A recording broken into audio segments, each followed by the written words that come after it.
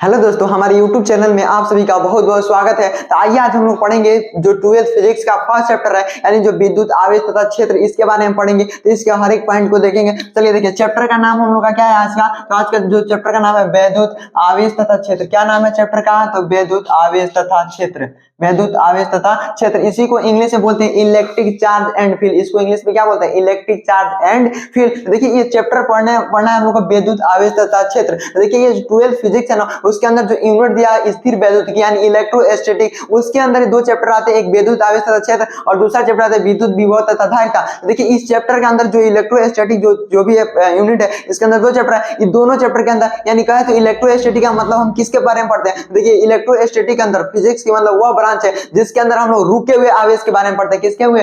कैसा आवेश को? रुका हुआ आवेश के बारे में पढ़ते हैं। अब आवेश क्या होता है हम लोग आगे जानेंगे। तो चलिए उसके अंदर का जो फर्स्ट चैप्टर है उसका नाम है विद्युत आवेश तथा क्षेत्र। अब देखिए विद्युत आवेश तथा क्षेत्र क्या होता है, तो इसके बारे में जानते हैं। देखिए हम लोग को जानना है कि आवेश क्या होता है, उसका क्षेत्र क्या होता है, ये वैद्युत क्यों लिखा है, कहीं देखिएगा विद्युत लिखा होता है, कहीं वैद्युत लिखा होता है। ठीक है, तो ये सारी चीजों को हम लोग समझेंगे। तो सबसे पहले जानते हैं कि आवेश क्या होता है। चैप्टर का नाम क्या है? विद्युत आवेश तथा क्षेत्र। तो आवेश पता होना चाहिए क्या होता है। तो चलिए पहले इसका इतिहास देखते हैं कि इसका खोज कैसे हुआ था, ये आवेश कहां से आया था। चलिए ठीक है, तो चलिए अब इसका हम लोग क्या देखते हैं, खोज कैसे हुआ था, कहां से शुरुआत हुई थी। तो अब इसको आप कनेक्ट कर पाइएगा कि आवेश कहां से आया, कितने प्रकार का होता है, कौन कौन से होते हैं। ठीक है, उसके बाद इसके कौन कौन से नियम है, सारी चीजों को पढ़ेंगे। ठीक है, तो सबसे पहले देखिए 600 ईसा पूर्व पहले, 600 ईसा पूर्व पहले, ठीक है, ईसा पूर्व पहले 600 ईसा पूर्व पहले ना एक मतलब वैज्ञानिक था जिसका नाम था थेल्स। क्या नाम था जी? थेल्स। उस थेल्स ने उस बाल्टिक नामक समुद्र के किनारे गया। कहाँ गया?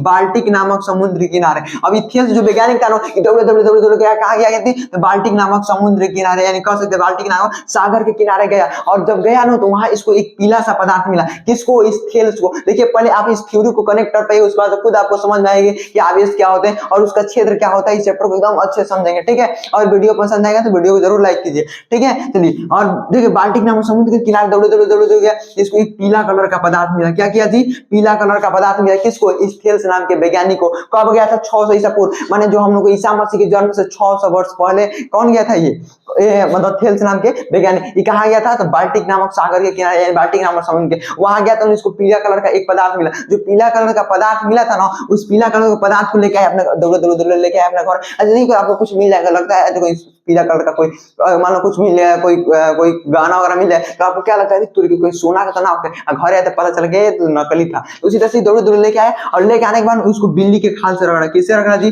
बिल्ली के खाल से। बिल्ली के खाल से रगड़ा। बिल्ली के खाल मतलब बिल्ली का जो चमड़ा होता है ना, उससे क्या किया? उसको रगड़ा। किसको? जो इसको पीला कलर का पदार्थ मिला था उसको। अच्छा पीला कलर का पदार्थ मिला था, जैसे मान लीजिए कि पीला कलर का ये पदार्थ है, इसको लेके आए हम बिल्ली के खाल से, बिल्ली को पकड़ ली। अभी गाँव में बिल्ली को पकड़ लेगा, ये उसको रगड़िए मत कीजिएगा, लोग पगला गया है। ठीक है, तो बिल्ली को खाल को ले, बिल्ली को पकड़ के लाया, उसकी खाल से रगड़ा। और रगड़ने के बाद कागज के छोटे छोटे टुकड़े के पास ले गया, बालों के पास ले गया, तो अपने तरफ क्या करने लगा? आकर्षित करने लगा। कौन? ये जो पीला कलर का पदार्थ मिला था। तो जैसे मान लीजिए आप लोग दिखाते हैं जैसे बालों में रगड़ के बचपन में से कागज टुकड़े, जादू है। जादू नहीं, यही पढ़ेंगे, फिजिक्स है। ठीक है, चलिए तो बिल्ली की खाल से रगड़ा। खाल से रगड़ने के बाद देखा ना, तो जो पीला कलर का पदार्थ मिला था ना, वो अपने तरफ छोटे छोटे कागज के टुकड़े को क्या करने लगा? आकर्षित करने लगा। और जो पीला कलर का पदार्थ मिला था ना, इस पीला कलर का पदार्थ का नाम था अंबर। क्या नाम था जी? तो अंबर। तो देखिए थेल्स का कौन सा पदार्थ मिलता? अंबर नाम की पदार्थ मिलता। उसको बिल्ली के खाल से रगड़ा, तो छोटे छोटे कागज के टुकड़े को आकर्षित करने लगा। अब इतना ही बता के गायब, इनके काम खत्म।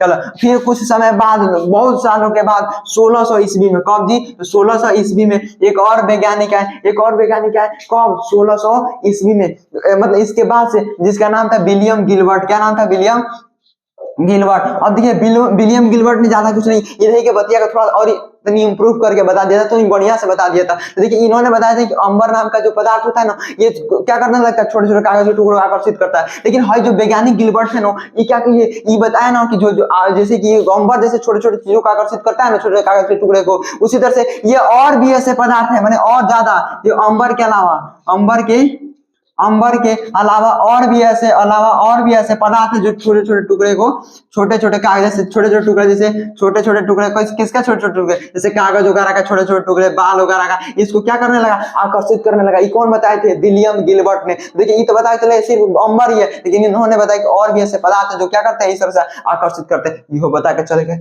यो बता के चले। उसके बाद से है बेंजामिन फ्रैंकलिन। कौन है, तो बेंजामिन फ्रैंकलिन। और बेंजामिन फ्रैंकलिन ने अपना प्रयोग किया, तो चलिए उसको समझते हैं कि बेंजामिन फ्रैंकलिन ने क्या कहा था। ठीक है, और देखिए अब बाद में इस अंबर नामक पदार्थ को बाद में लोग आवेश वगैरह कहने लगे। ठीक है, तभी इसका भी सब एक समझेंगे। ठीक है, चलिए तब हम लोग समझते हैं कि उसके बाद सब कौन वैज्ञानिक है, तो अब आए बेंजामिन फ्रैंकलिन। सबसे पहले आए थे थेल्स, उसके बाद आए विलियम गिलबर्ट, अब वो आए थे कौन, तो अब आगे कौन, तो अब आगे फ्रैंकलिन। कौन आ गए, फ्रैंकलिन। और ये फ्रैंकलिन जो थे ना, ये बहुत खतरनाक वैज्ञानिक थे, फ्रैंकलिन। ठीक है, फ्रैंकलिन। ठीक है, फ्रैंकलिन ने क्या किया, तो इन्होंने ना ये प्रयोग करना शुरू किया। अब इन्होंने क्या किया ना, ये वो पतंग लेके, अब देखो इन्होंने देखा था ना कि बिजली तड़क रही, भाई तुरंत तड़क कहां से चिंगारी कहां से आ रहा है, देखिए ना गांव में बिजली गरजता है, तड़कता है, ये कैसे हो रहा है। इन्होंने देखा कौन, बेंजामिन फ्रैंकलिन ने। और बेंजामिन फ्रैंकलिन ने क्या किया, उसी बारिश में लेकर पतंग लेके चल गए, पतंग उड़ाने उस तरतराहट में। अब तरतराहट में लेके चले गए कौन, ये बेंजामिन फ्रैंकलिन, पतंग उड़ाने। अब जानते हैं क्या किया, उसमें लोहा कुछ मतलब जैसे चाबी वगैरह क्या कर दिया, पतंग में बांध दिया, और उसे कुछ धातु के मतलब तार के सहारे, उस जैसे धागा होता है उसके तार के सहारे उतारा था।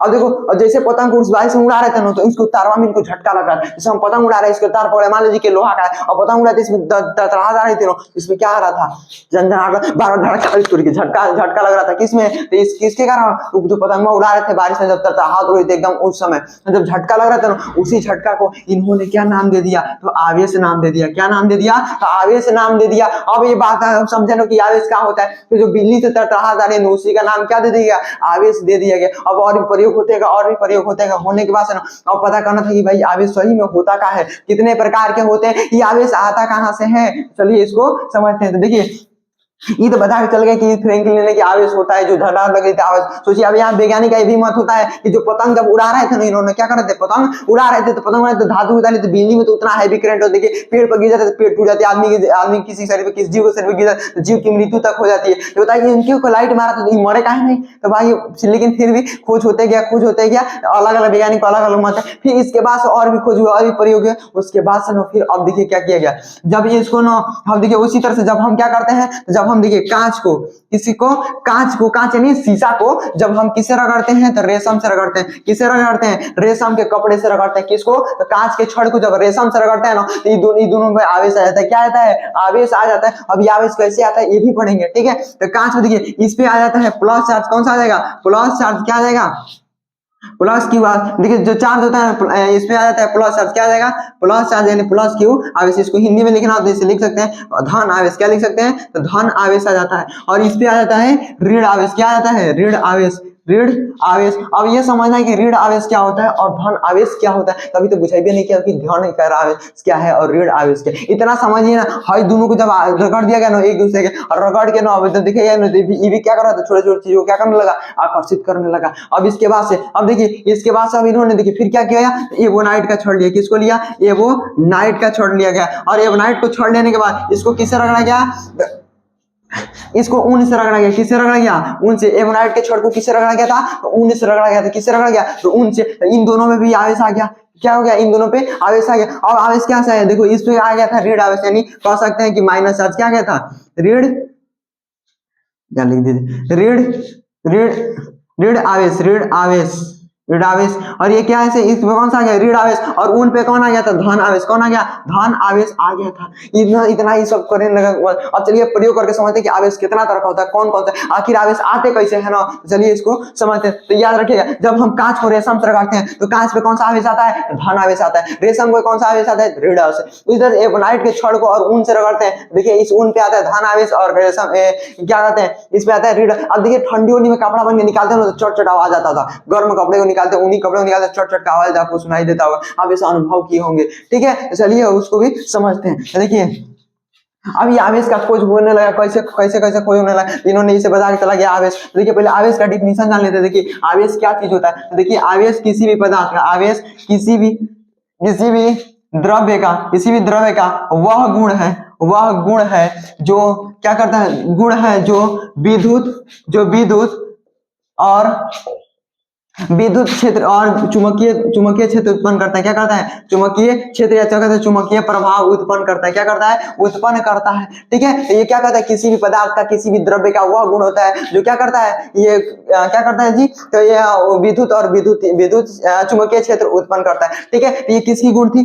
मतलब आवेश का डिफिनीशन हो गया। अब देखिए जो आवेश होता है ना, अब इसको कुछ चीज से दर्शाते होंगे ना, लिखते होंगे ना, जैसे मान लो रुपया को देखिए आप, रुपया का ऐसा सिंबल देखे होंगे, इसको मान लीजिए कहीं लिखा हो तो क्या समझते हैं? रुपया है। ठीक है, उसी तरह से जो आवेश को दिखाया जाता है ना, तो आवेश को हम लोग क्यू से दिखाते हैं। किस, अब बात रही बड़ा क्यू से कि छोटका क्यू से, दोनों से दिखा सकते हैं। ज्यादा जगह हम लोग छोटका क्यू लेते हैं। ठीक है, तो इसको स्मॉल क्यू या कैपिटल क्यू से दर्शाते हैं। किसको? आवेश को। किसको दर्शाते हैं? तो आवेश को। देखिए जो आवेश को हम किसे दर्शाएंगे? क्यू से। ठीक है, अब देखिए इसका और भी देखिए, अब क्यों आवेश क्या चीज, अब इसका प्रकार पढ़ते हैं कि आवेश कैसे कैसे होता है, कौन कौन सा होता है। ठीक है, चलिए इसको आगे समझते हैं। ठीक है,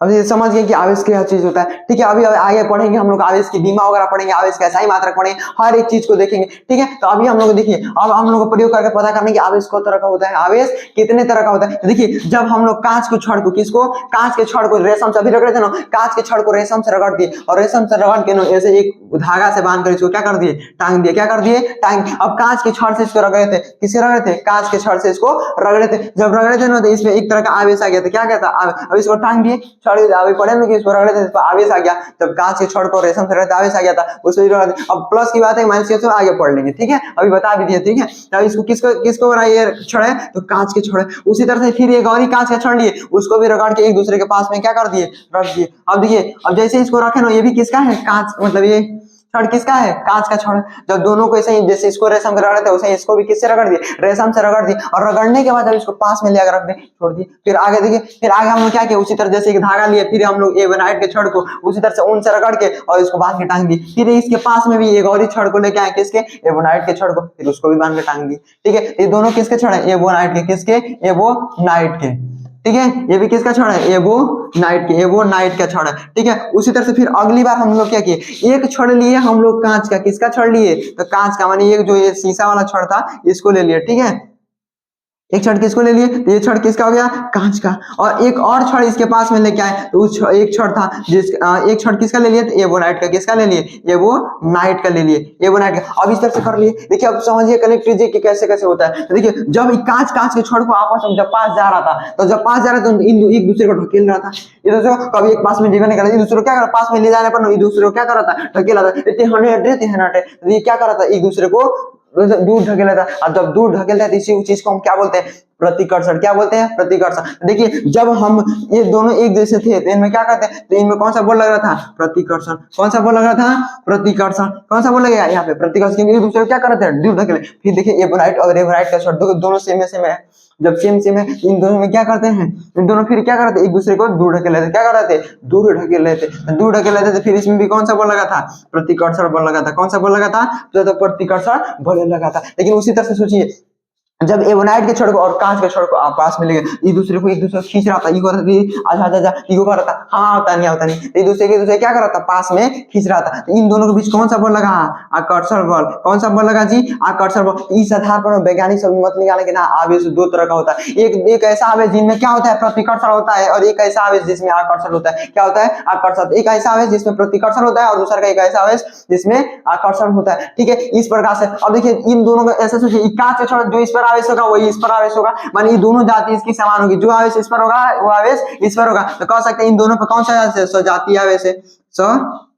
जातीय आवेश है। और वही देखिए इन दोनों के बीच में ये भी देखिए, इस पर जो आवेश होगा वही एबोनाइट पर जो आवेश होगा, इस एबोनाइट पर जो आवेश होगा वही भी, इसमें भी कौन सा आवेश है? सजातीय आवेश है। कौन सा आवेश है? सजातीय आवेश है। और यही देखिए यहाँ पे ये कांच का है, एक एबोनाइट का है, इनमें आकर्षण होती है। मान लगा ना इनमें दोनों एक दूसरे कैसे आवेश है? विजातीय, माने दोनों का आवेश का प्रकृति अलग अलग होगा। ठीक है, बी जातीय आवेश है। देखिए कभी ऐसा इन दोनों देखिए जो सजातीय आवेश है इनमें क्या हो रहा था? प्रतिकर्षण। याद रखिएगा सजातीय आवेश में हमेशा कौन सा बल लगता है? तो प्रतिकर्षण बल लगता है। कौन सा बल लगता है? प्रतिकर्षण बल लगता है। ठीक है, अच्छा वही देखिए, और अगर अगर ये क्या होता है विजातीय आवेश हो गए, माने ये कौन दूसरी प्रकृति हो गई, दूसरी इनके बीच कौन सा बल लगेगा, तो आकर्षण बल लगता है। तो बाद में वैज्ञानिक सब खुद से इनको पता चला ना, और जो कांच होता है ना, कांच पे होता है प्लस चार्ज। इस कांच पे कौन सा चार्ज होता है, प्लस चार्ज। कौन सा चार्ज आएगा, तो प्लस चार्ज होता है। और इस पे कांच पे सभी पे क्या है प्लस, और इस पे कौन सा चार्ज होता है, माइनस। इस पे कौन सा चार्ज, देखिए जब माइनस माइनस थे तो दोनों में क्या हो रहा था, प्रतिकर्षण। प्लस प्लस थे तो क्या हो रहा था, प्रतिकर्षण। लेकिन देखिए यहाँ पर, देखिए यहाँ से लेके देखिए इसमें प्लस प्लस चार्ज था, ये क्या था, एक प्लस वाला, और इस पे कौन सा चार्ज था, एवोनाइट पे माइनस वाला था। देखिए विपरीत प्रकृति के आवेश होंगे, तीन में क्या होगा, आकर्षण, और समान प्रकृति के आवेश रहेंगे, तीन में होगा प्रतिकर्षण। तीसरा हर आवेश कितने प्रकार के, तो दो प्रकार के। तो देखिए, और जो प्लस से दर्शाए हैं इसको बोलते हैं धन आवेश। इसको क्या बोलते हैं, धन आवेश। इसको क्या बोलेंगे जी, प्लस वाले को, जो प्लस लिखा है इसको बोलते हैं धन आवेश। क्या बोलेंगे, धन आवेश, ठीक है, धन आवेश, ठीक है। और वही माइनस वाले को बोलते हैं ऋण आवेश। क्या बोलेंगे, ऋण, ऋणावेश, ठीक है, ऋणावेश, ठीक है। यहाँ पे भी ऋणा आवेश, ठीक है, यहाँ लिख देते साफ से, ठीक, ऋण आवेश, ठीक, क्या लिख दे, ऋण, ऋणावेश, ठीक है। और एक हो गया धनावेश, धनावेश, ठीक है। तो देखिए ऋणावेश को माइनस से और धनावेश को हमेशा किससे दर्शाते हैं, तो प्लस से दर्शाते हैं। तो माइनस माइनस को किससे दर्शाएंगे, नेगेटिव चार्ज को माइनस से, पॉजिटिव चार्ज को तो प्लस से दर्शाते हैं। तो देखिए इस आधार पर आवेश कितने तरह का हो गए, तो दो तरह हो गए, एक धन आवेश और एक ऋण आवेश। एक होता है प्लस चार्ज और एक होता है माइनस चार्ज। इतना समझ में आया कि आवेश कैसे कैसे खोज हुई थी, कहां से वैज्ञानिक खेल से कैसे शुरू किया था, कैसे कैसे खोज होती है, कौन से प्रकार का। आपने क्या जाना कि आवेश कितने प्रकार का होता है, दो प्रकार। अब एग्जाम में पूछेगा आवेश कितना प्रकार का होता है, तो दो प्रकार का, एक प्लस चार्ज और एक माइनस चार्ज। चलिए अब इसके आगे टॉपिक चलते हैं कि आवेश के बारे में जो एग्जाम में ज्यादा एकदम इंपॉर्टेंट है वो पूछा जाएगा, ठीक है।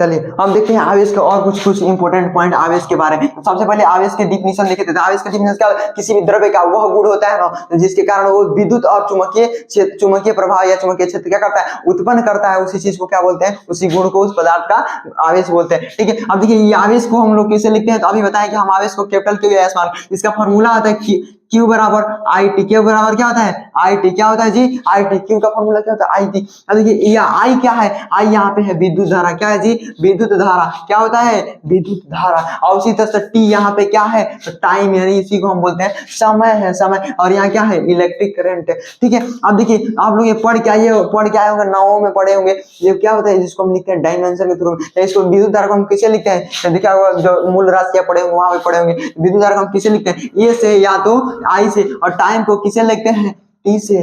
किसे लिखते हैं, टी से। देखिए अब इसके अंदर विद्युत धारा को हम लोग किस में नापते हैं, विद्युत धारा को किस में नापते हैं, देखिए